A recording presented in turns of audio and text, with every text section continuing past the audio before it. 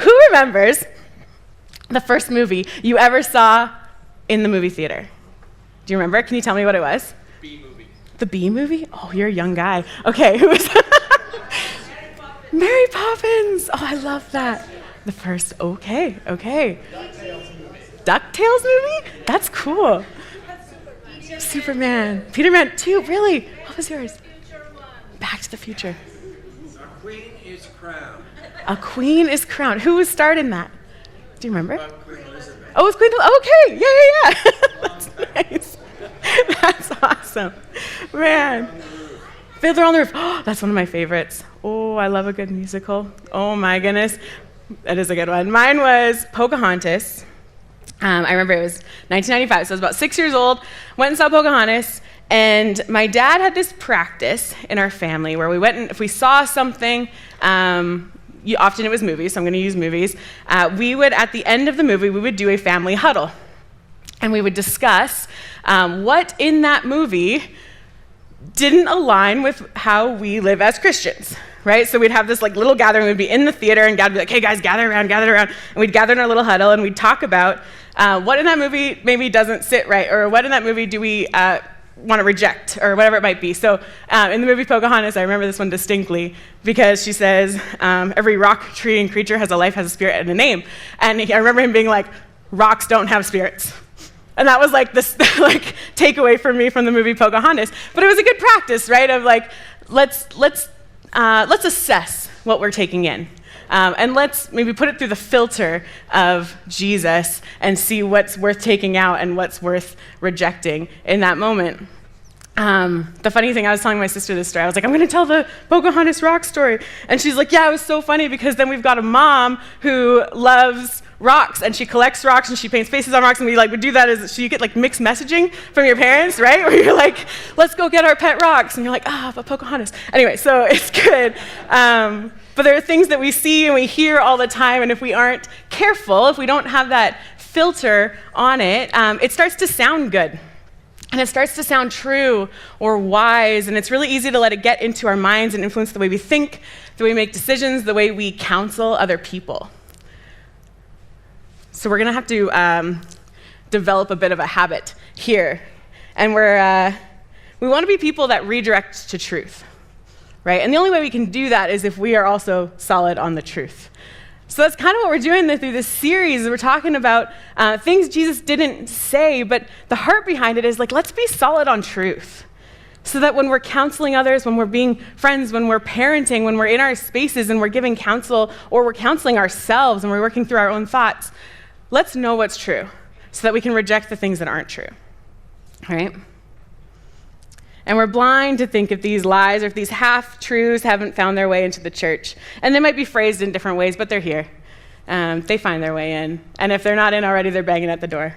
So I like that we're doing this. I like that we're going to have this conversation about what Jesus did say. What is true? And how do we get that deep in our minds? So it's family huddle time, friends. You ready? We're going to have fun. One piece of wisdom today. In the world, wisdom, quote unquote, that we'll see everywhere. It's in every movie, maybe almost ever made, I'll argue, in some way or another. It's in music, it is plastered all over social media. It's in lots of quotes from famous people. It is everywhere. So I'm going to make the broad assumption that sometime this weekend you've consumed some kind of media and you've heard this. So it's in your mind a little bit indirectly or directly. But this is the message that you've heard. Ooh, there it is. Follow your heart. Follow your heart. It's beautiful, isn't it? It's everywhere. Follow your heart. I'm thinking of every Disney movie I've ever seen in my life. I'm thinking of every romantic movie I've ever seen in my life. I'm thinking of every, even action movie I've ever seen in my life. There's this message of follow your heart. Books, music, everywhere. My friends, everywhere. Follow your heart. And it sounds really good, right? Because the idea is that deep down inside us, we have the strength and the wisdom and the ability to do the right thing and overcome the obstacle. If only you could access it or be true to it or listen to it or be brave enough to follow it, then you'll be fulfilled or your truest self or whatever the thing is that you're looking for. You just have to follow your heart. It sounds so simple. And it's leaked its way into the church, right? Has anyone ever advised you to do what feels right? Go with your gut. Has anyone ever heard this verse misquoted out of context? This is Psalm 37:4. They'll say, God will give you the desires of your heart. You're telling some friend about this thing you're praying for, whatever it might be, and they say, well, God will give you the desires of your heart, so keep praying. Do you know how many times I've heard that as a single Christian lady? Oh, my word. God will give you the desires of your heart. Keep praying. Oh, yeah, except that's not true. We're going to get through that later. Man, it's in here. It's in here. Follow your heart. And we have to unpack it with some truth. So here's the first truth. Your heart on its own is not a secure thing to follow. Let's get into why I think that that's true. So first, what's our heart? What is the heart? What are we even talking about when we bring that up? So the Greek word for heart is cardia, right? It comes from get the word cardiologist, heart doctor. It carries the belief that the heart is the hub of our emotions, our feelings, our desires. There's this really, really helpful chart that Kurt's walked us through before that's going to come up. That walks through kind of the layers of a human, or all the pieces of a human. You can put that up here. But in the middle of it, in the absolute core of it, there is our spirit, our heart, or our will. Maybe it's not going to come up. Sorry, there it is. Okay, yeah. Dead center, bullseye. We've got our spirit, right? It's the space that houses our true desires, our loves, and our character.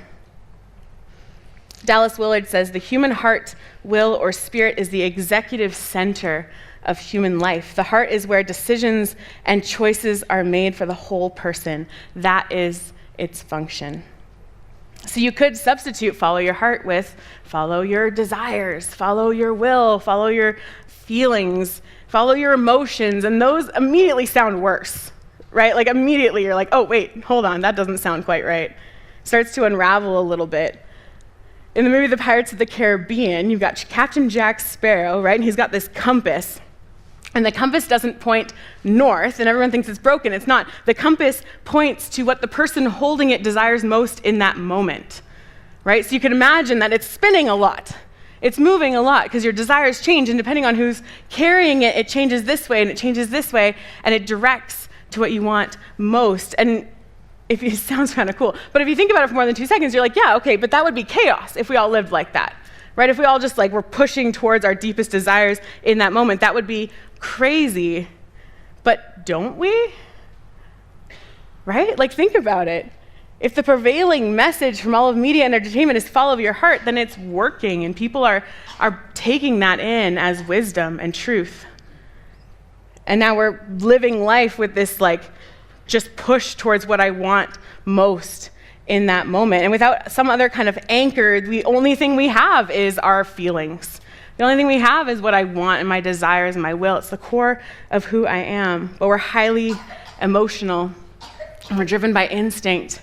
And those things change constantly, right? They can change in an instant. One bad email and my day's done. One bad text and I'm over it. I'm old now, so I sleep funny, and now I woke up sore, and that day's shot too. So it's just, no matter what you do, there's going to be something that throws you off, and your emotions are going to change. So if we use that as our anchor, we're in trouble. I want this thing now. I want to live here. I want to look like this. I want to be perceived this way. I want. Okay, I got that thing. Cool. Now I want this thing over here. And it just shifts constantly. So even from a secular worldview, even let's not even get into Jesus yet, because he's got a lot to say about this. Before we even go there, the whole thing falls apart, right? Sounds great until you think about it, and then it's oh, not so great anymore. It's actually chaos. It's not the answer. So the Bible does have a lot to say about this. So let's get into that. If you've spent time in the Word, if you've studied the Bible, if you know Jesus, you know that God has a lot to say about your heart and about his heart. And he's got a lot of different things than what the world says, right? He says your heart, it's not this strong, ultimately good core that's key to everything, to the strength and the guidance you're going to need. In fact, the description we have is less than flattering. Let's go to Jeremiah 17:9. Right off the bat, the heart is more deceitful than anything else and incurable. Who can understand it? Desperately sick, some translations say. It's gross. Who can even understand it? Jesus talks about the condition of the heart in Matthew 15. When confronted by some Pharisees about the disciples not washing their hands before they eat, right, making them unclean according to Jewish law, Jesus says to his disciples later, he says, don't you realize that whatever goes into the mouth passes into the stomach and is eliminated? But what comes out of the mouth comes from the heart, and this defiles a person. For from the heart come evil thoughts, murders, adulteries, sexual immoralities, theft, false testimony, slander. These are the things that defile a person. But eating with unwashed hands does not defile a person. These things come from our hearts, come from our core, come from the deepest part of who we are. The Apostle Paul wrestles with this concept in Romans 7. Let's look at this just really quickly, right? He says, for I know that nothing good lives in me, that is in my flesh, for the desire to do what is good is with me, but there's no ability to do it, for I do not do the good that I want to do, but I practice the evil that I do not want to do. Now, if I do what I do not want, I am no longer the one who does it, but it's the sin that lives in me. The Bible's narrative around our hearts is that it's evil, friends. It's evil. It's evil pours from it. It's corrupt. Who can understand it? We're in trouble. We have a heart problem, and it's a problem we can't fix. But it's a problem so near and dear to the heart of God that he did something about it. That he exchanged our hearts for his.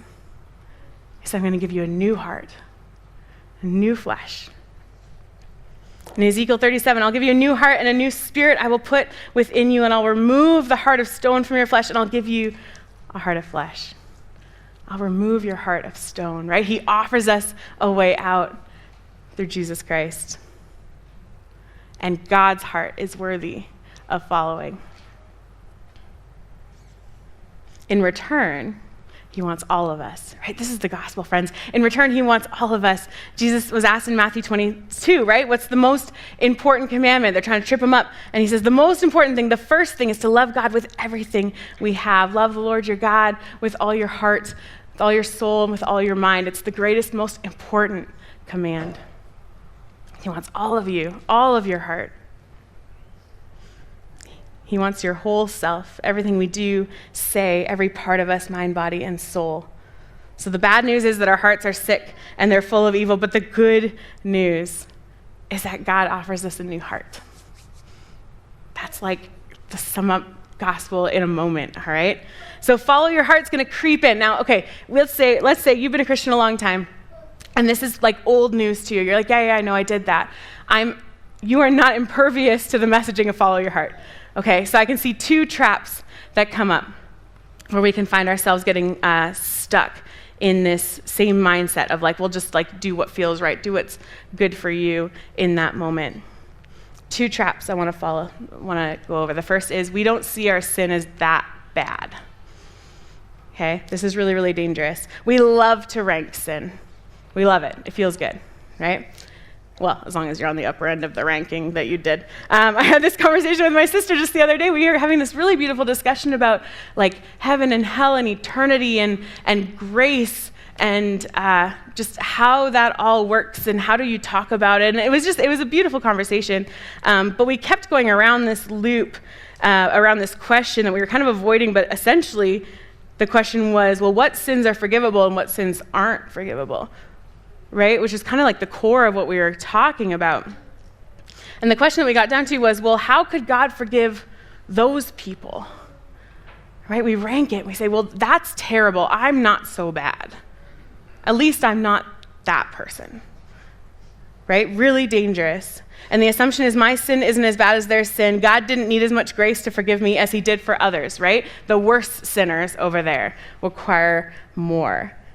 We see this in driving, right? When we're driving, if I make a mistake, it's a mistake. Oops, sorry, didn't see you. You don't understand the day I've had. You don't understand where my mind was. I didn't mean it, and we excuse it away. It's not so bad. But if someone wrongs me on the road, they're a terrible person. They need to get off the road, and I judge their character. I'm like, you're awful. You're just an evil person. And there's no grace for that person because their sin is worse than mine, right? We do this all the time. We love to rank sin.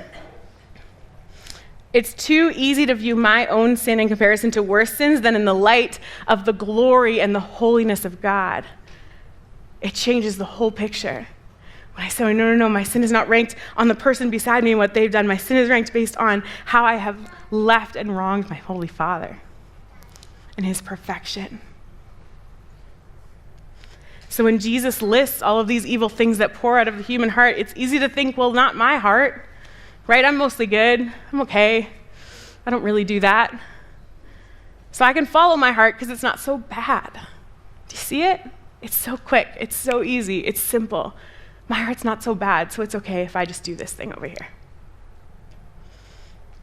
And when I lay it out like this, maybe it seems obvious, but I get trapped in this thought cycle all the time, and I know I'm not the only one. So we need to be on board, but we need to keep an eye out for it, friends. When we don't see our sin as that bad, we're going to start to go down this road that we don't need God anymore, and we're okay on our own. A second trap is we forget that submission to God is not a one-time event. All right? There is an event that begins the journey, right? There is a moment of surrender to the Lord where we say, yeah, Lord, I'm going to lay my life before you.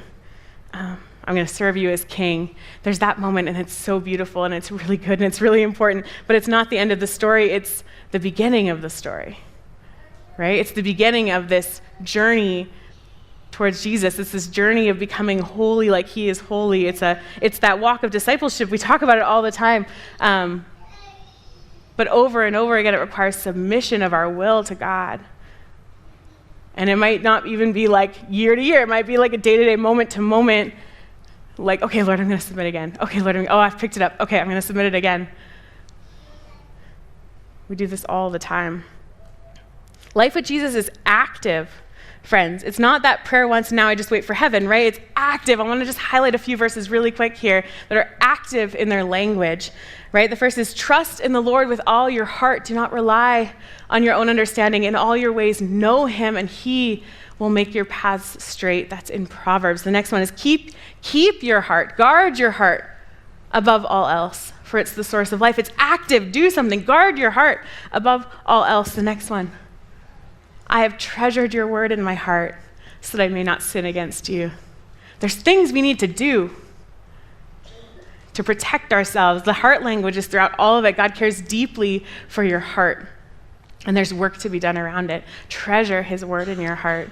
Guard your heart above all else. Trust in the Lord with all your heart. Submission happens over and over and over again. And there are things that we hold on to. There are things that we cling to that aren't necessarily bad things, right? It might be a dream you have. It might be the way you thought your life would be. It might be, I don't know what it might be, a person, whatever it might be, but we cling to these things and we hold on to them for dear life, and God gently says, hey, would you surrender that to me? Would you submit that to me? I want to do a good work in that place. But if we hold on to it, I do this all the time, friends. I do this all the time, and we don't trust that he's good. So then he says, hey, would you trust me with this thing? And the invitation is that slowly we could open our hands and finger by finger let go a little bit. And what we discover when we do that is that he's good, and that he's trustworthy. So then he takes this thing that we have and he replaces it with something better, and that's himself. It's who he is. But he had no access to that place, and we were holding it so tightly, and he says, let me have access to that spot. I'm going to replace it. I'm going to put myself in there. I'm going to fill it more than you could ever imagine. But it takes that submission. So it's not a one-time thing. It's an over and over and over again thing. Follow your heart has no chance when you're constantly seeking the heart of God and submitting to him. It immediately seems dumb. You're immediately able to dismiss it as a lie. Let's touch base back on that Psalm 37 verse again. I think this is a good place to put it. I mentioned it earlier, right, as the verse that's often misused and misquoted. The delight yourself in the Lord, and he will give you the desires of your heart. It does not say he will give you everything your heart desires, right? He does not say that. So as you continue to give yourself over to the Lord, little by little, idle by idle, and you learn to delight in him, then he will transform your desires into his desires. right? He will give you the desires of your heart because you delight in him. Your heart desires him, right? It's beautiful. It's beautiful. So the misquote, just keep praying, he'll give you what you want. That's just so wrong. Sorry, we got to stop saying it. I'm taking it away from you. Enough. No, delight yourself in the Lord. So when you do have that friend who's in front of you who is praying for this thing, because that's real, and we're saying, man, I wish the Lord would do this. The encouragement is not he'll give it to you one day. It's how are you delighting yourself in the Lord? How are you seeking God in this thing? How are you releasing this thing to God so that he can transform it and make it his and make it new? Right? Does that make sense? Yeah. Okay. Oof. Thank you, Lord. How do you know? How do you know if you've submitted your heart to God? How do we know? What does it even look like? Fruit. We're going to talk about fruit.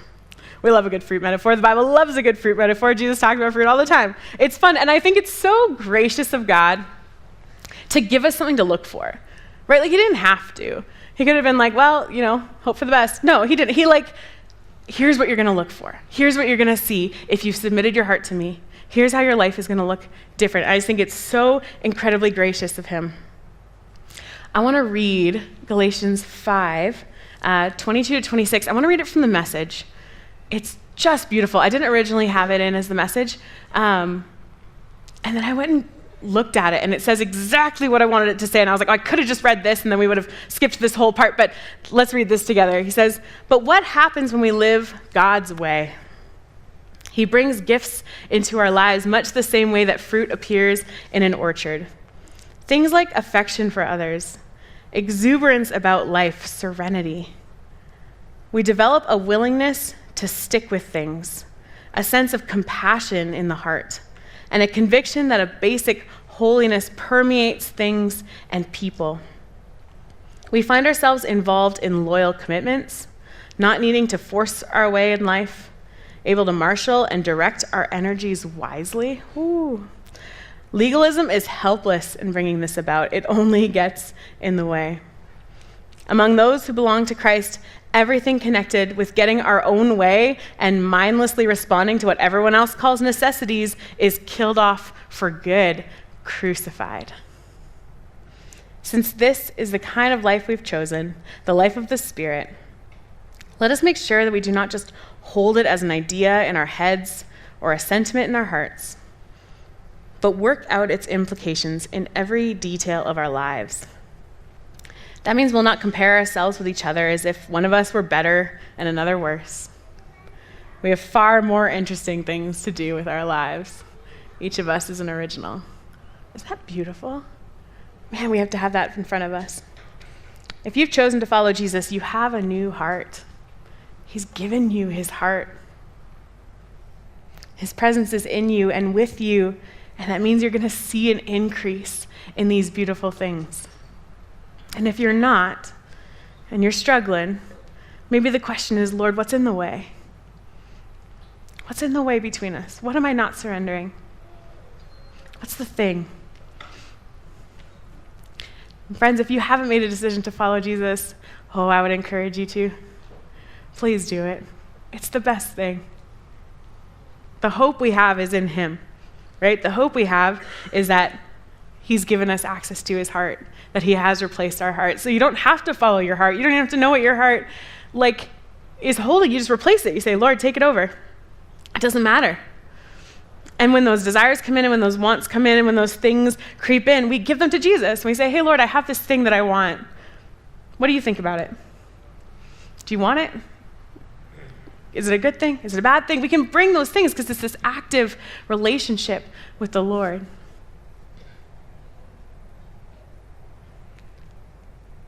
The third thing is, how do we know if we've submitted our heart to God? It is an awareness of the state of our hearts without God. Okay? So how do we talk about our hearts? Because if it's, I'm pretty good, we're in a bit of trouble. But if it's, man, if not for Christ, I would be deceitful. If not for Christ, I'd be so bitter. But I'm no longer. Right? the gratefulness that pours from us when we're aware of our sin, when we're aware of his sacrifice, when we're aware of the condition of our hearts. It's just gratefulness. Oh, if not for God. If not for God. So no longer is it appealing to even think I want to follow my heart. No, I know what my heart looks like without God. I'm fully aware of what my heart looks like without God. Praise be to him that it doesn't look like that. All of this together, friends, it changes everything, right? The inner transformation pours out into every decision, every interaction, and every relationship. I'm going to call the worship team up, and I see them in the back. But I'm just going to get some music going. We're going to do a time of prayer together. Bit of an extended moment in prayer. Because I think the important thing here is not even just knowledge, right? But it's that transformation of the heart, and it's giving God access to what's going on inside. Jesus never said to follow your heart. He did say, follow me. So we're going to seek the heart of God this morning. I'm putting up on the screen 3 different verses. These are prayers from the Psalms to help us find words to pray. Sometimes it's really helpful to pray scripture. So we're going to practice that this morning. I'll just read them for you, and then we'll take some time and we'll pray through them. It says, create in me a clean heart, O God. Put a new faithful spirit deep inside me. Let the words of my mouth and the meditations of my heart be pleasing to you, Lord, my rock and my redeemer. Search me, God, and know my heart. Test me and know my concerns. See if there's any offensive ways in me, and lead me in the everlasting way. These are beautiful prayers. So we're going to take a few minutes. And I'm going to give some space for silence. I'll lead a little bit. What I want you to do is I want you to just lay your heart before the Lord. I don't care if you're brand new to Jesus or if you've known him for a long time. We all need this. We're going to invite him to speak into it. We're going to invite him to show us the work he's done.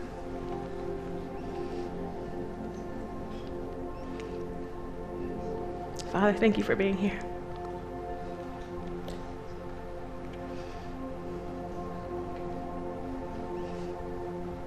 Thank you for your presence. Thank you that you're not a God who watches us from afar, but you're close.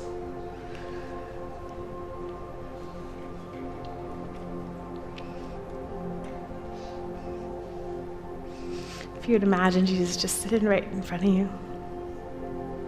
He's looking at you. And he has something to say to you. Lord, would you give us ears to hear, and eyes to see?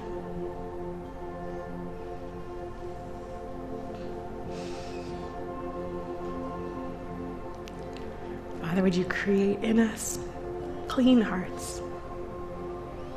Renew us, Lord, so we would reflect you.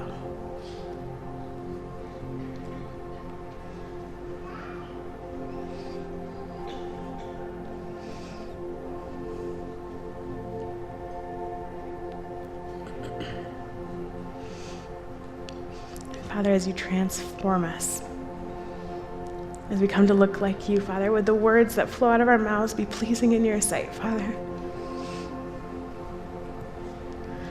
Would the thoughts that consume us be ones that elevate you, that worship you, that are pleasing to you?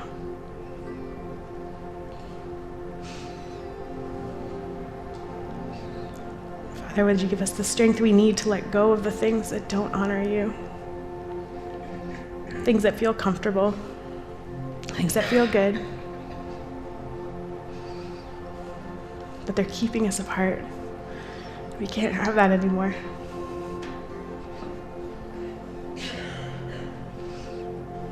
I want more of you, God. Less of me and more of you.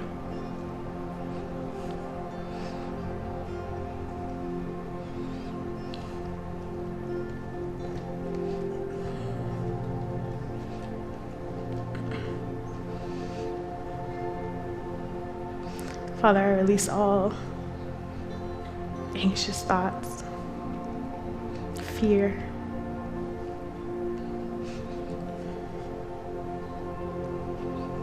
Could you search me, know me, and show me where you want me to let go?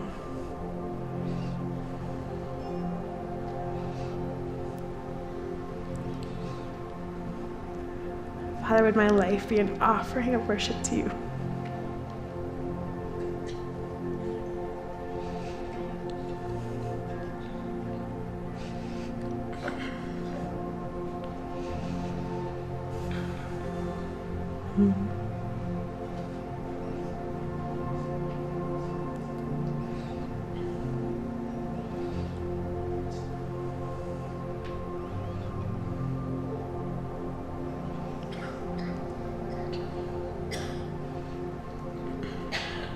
Praise you, Lord. We praise you.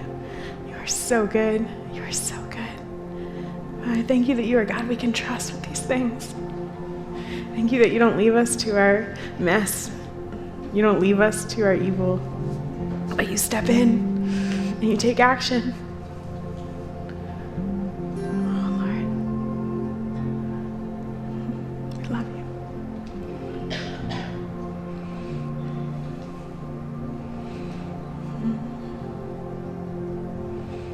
Father, for my friends in this room who are unsure about you, would you show them?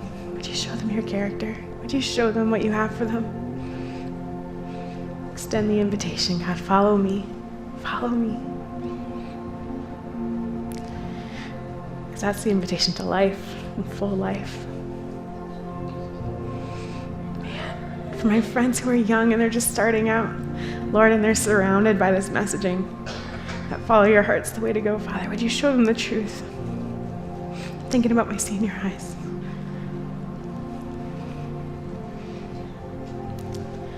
Father, would you show them that your heart is the heart to follow?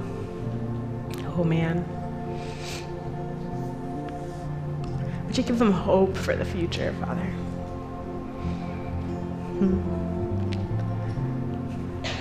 Father, for my friends who have been walking with you a long time, Lord, maybe we're tired or we're in routine.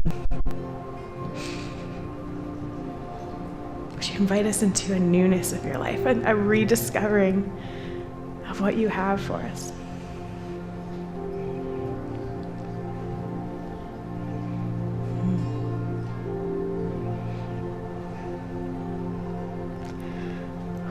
Life in you. Lord, you are worthy. You're great. And we give you all glory and honor and praise.